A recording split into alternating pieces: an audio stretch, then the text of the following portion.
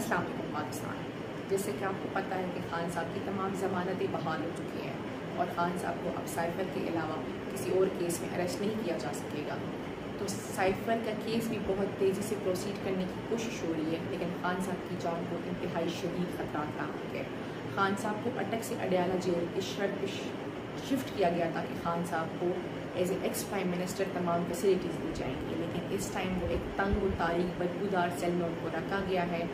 उनका खाना सेफ नहीं है और बुशरा बीबी की तरफ से इस्लामाबाद हाई कोर्ट में रिट पिटीशन दाखिल हो चुकी है कि उनको खदशात है कि खुदा न खास्ता खान साहब को स्लो पॉइजनिंग की जा रही है।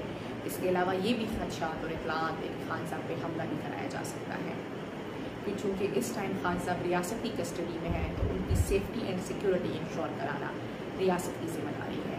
इसके अलावा खान साहब ने पैगाम दिया है कि ये लोग उन्हें तोड़ना चाहते हैं, लेकिन खान साहब उनसे टूट नहीं रहे।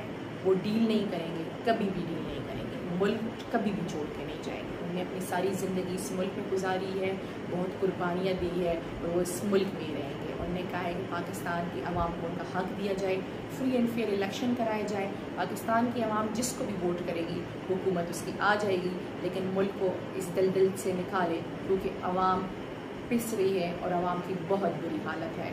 हमें अपनी अनाओं से बाला तक होकर सोचना होगा कि हमें इस मुल्क को बचाना है और इस मुल्क को हर हाल में बचाना है और इस मुल्क को इस दलदल से निकालना है।